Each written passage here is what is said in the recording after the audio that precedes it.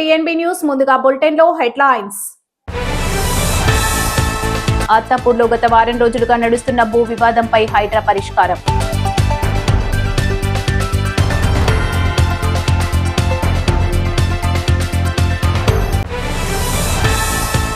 AIYF ఆధ్వర్యంలో cricket టోర్నమెంట్కు హాజరైన CPI జాతీయ నాయకుడు నారాయణ.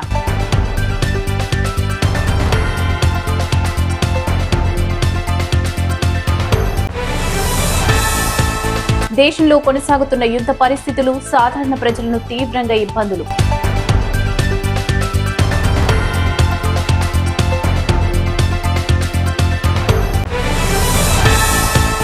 శ్రీకాకుళం జిల్లా రాజాం పట్టణంలో జార్జ్ కార్పొరేషన్ క్లబ్ నూతన భవన ప్రారంభం.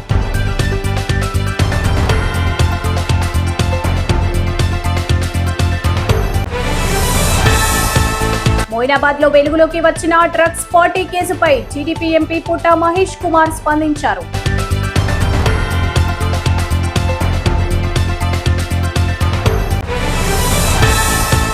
మధ్యప్రాచ్యంలో ఉద్రిక్తతలు మళ్లీ పెరుగుతున్నాయి.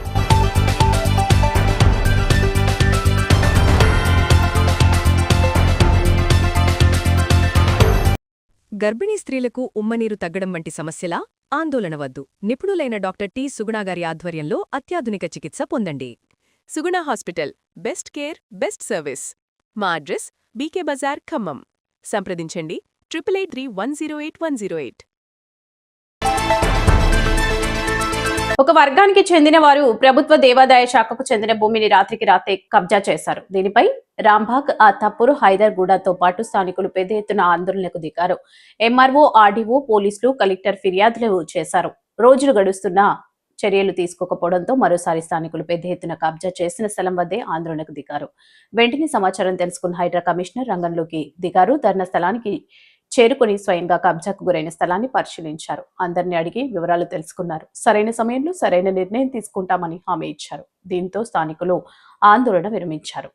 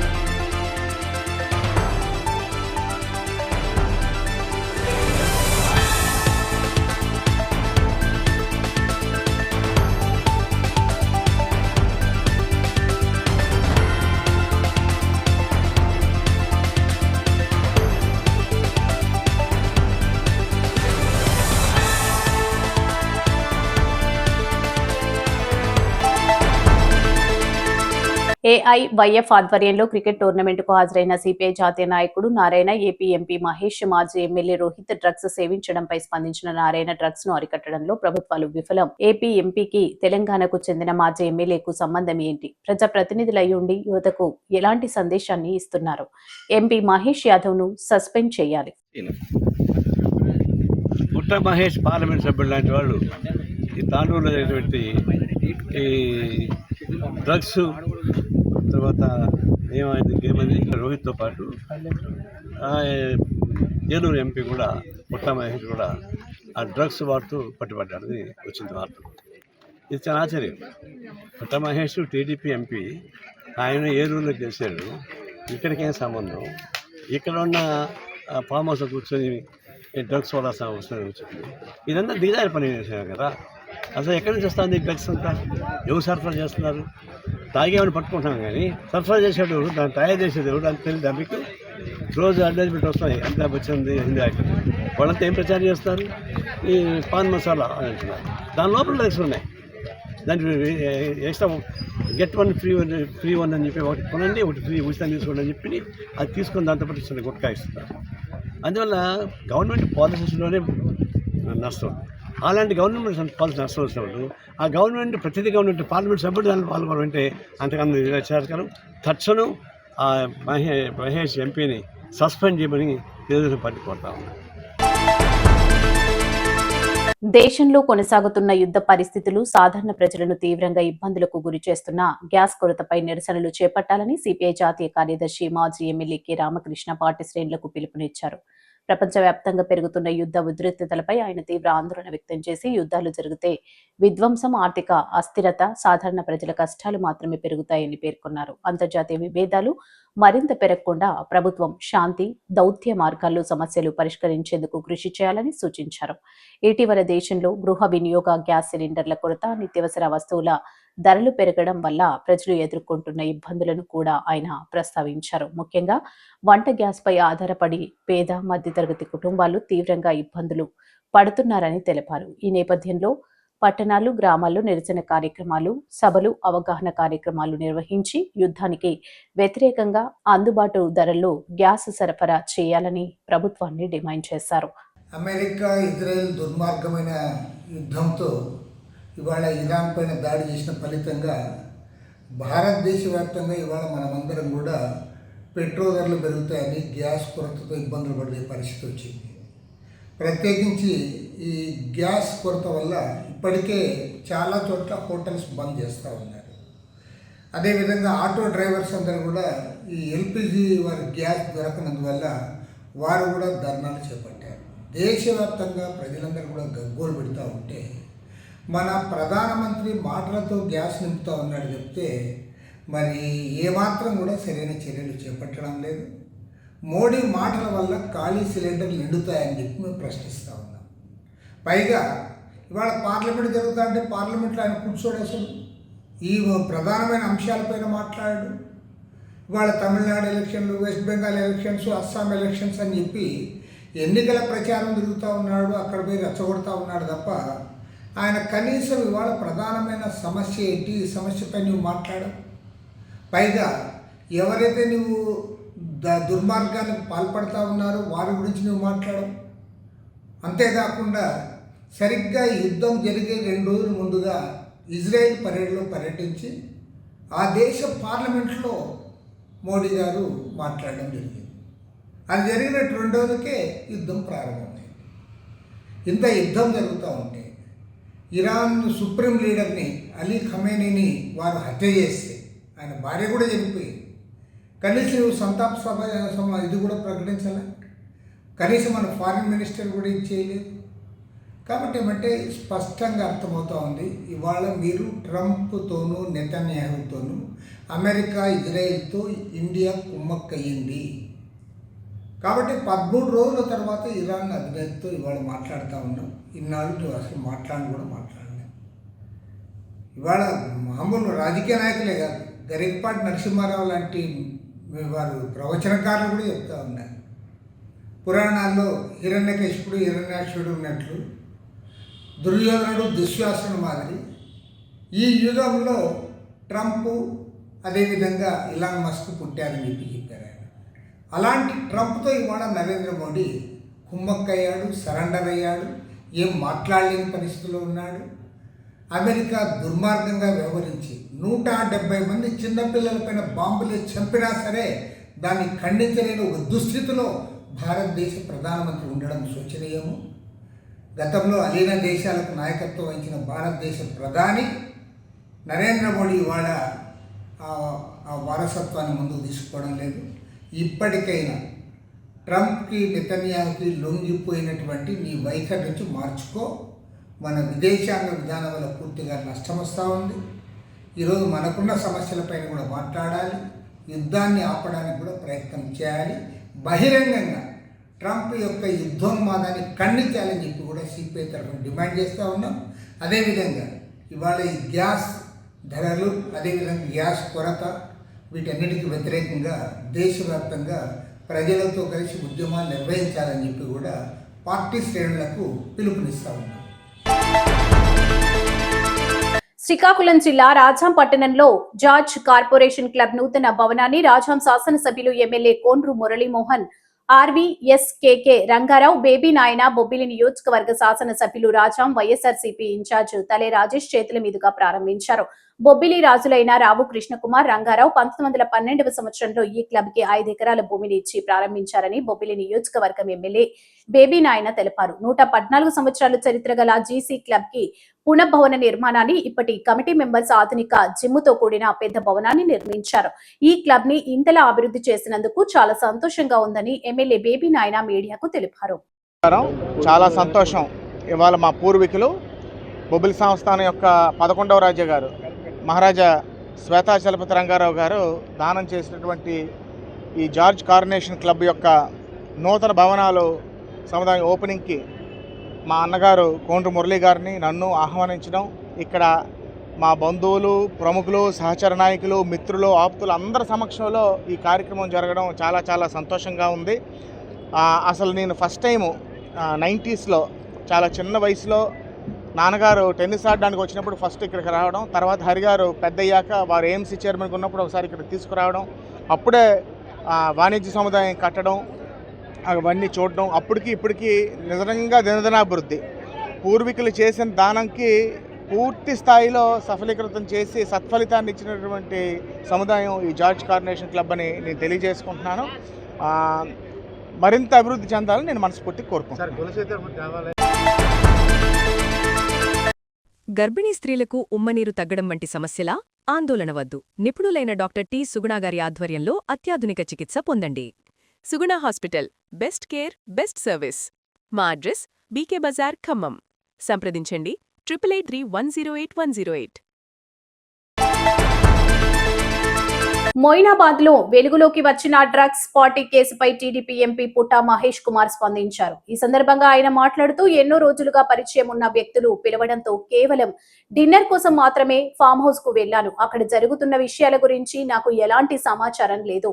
నేను ఎలాంటి తప్పు చేయలేదు అని తెలిపారు. అలాగే తనపై వస్తున్న ఆరోపణలను ఖండించిన ఆయన, మీడియా మరియు సోషల్ మీడియాలో వస్తున్న వార్తలను నమ్మకండి, నిజాలు త్వరలో బయటపడతాయి అని అన్నారు. ఇదిలా ఉండగా మొయినాబాద్ ఫామ్ హౌస్ లో జరిగిన ఈ ఘటనపై పోలీసులు దర్యాప్తు కొనసాగిస్తున్నారు. కేసుకు సంబంధించి మరిన్ని వివరాలు త్వరలో వెల్లడయ్యే అవకాశం ఉంది. అందరికి కూడా నమస్కారాలు. ఏలూరు ప్రజలకి, అలాగే ఆంధ్రప్రదేశ్ ప్రజలకి అందరికి కూడా నమస్కారాలు. ఇవాళ నేను ఎక్కడ కానీ తప్పు చేయలేదు, మీ అందరికీ నేను చెప్పుకోవాల్సిన అవసరం ఉంది. అలాగే నిన్న ఎన్నో రోజుల నుంచి అక్కడ ఉండే పర్సన్స్ నన్ను కలవడానికి వాళ్ళందరూ రిక్వెస్ట్ చేయడం వల్ల నాకు నిన్న కుదరడం వల్ల వాళ్ళ డిన్నర్కి వెళ్ళడం జరిగింది. ఆ డిన్నర్లో ఎక్కడ కానీ నేను తప్పు చేయలేదు.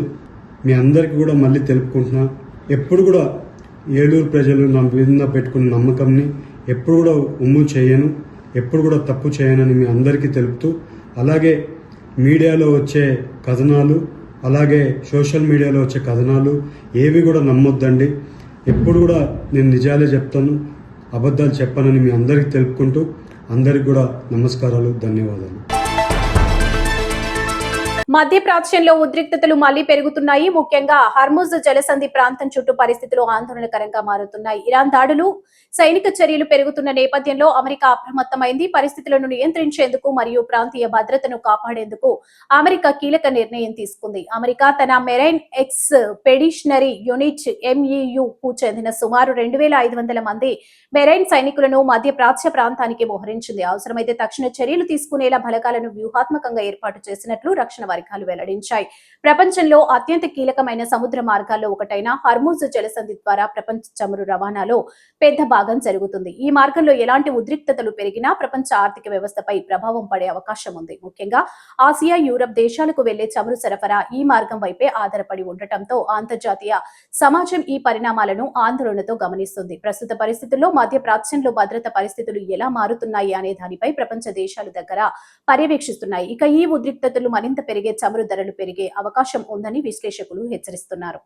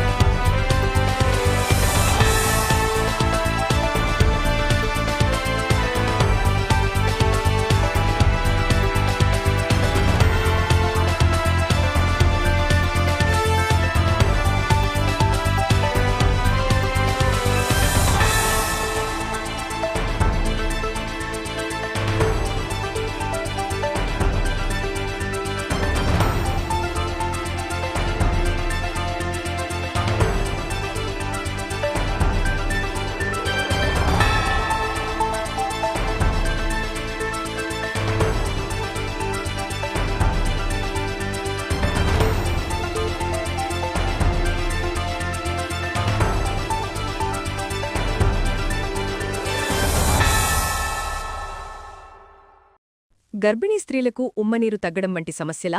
ఆందోళన వద్దు. నిపుణులైన డాక్టర్ టి. సుగుణాగారి ఆధ్వర్యంలో అత్యాధునిక చికిత్స పొందండి. Suguna hospital, best care, best service. మా అడ్రస్ బీకే బజార్, ఖమ్మం. సంప్రదించండి 8883108108. అత్తాపూర్లో గత వారం రోజులుగా నడుస్తున్న భూ వివాదంపై హైడ్రా పరిష్కారం.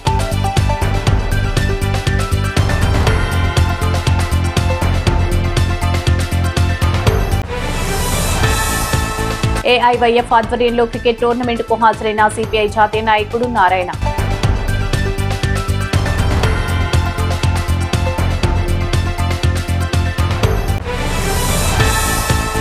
దేశంలో కొనసాగుతున్న యుద్ధ పరిస్థితులు సాధారణ ప్రజలను తీవ్రంగా ఇబ్బందులు.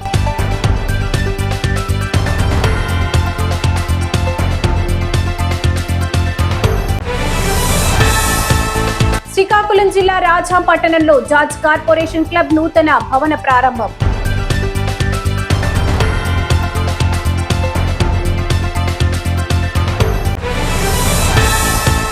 మొయినాబాద్ లో వెలుగులోకి వచ్చిన డ్రగ్స్ పార్టీ కేసుపై టీడీపీ ఎంపీ పుట్టా మహేష్ కుమార్ స్పందించారు.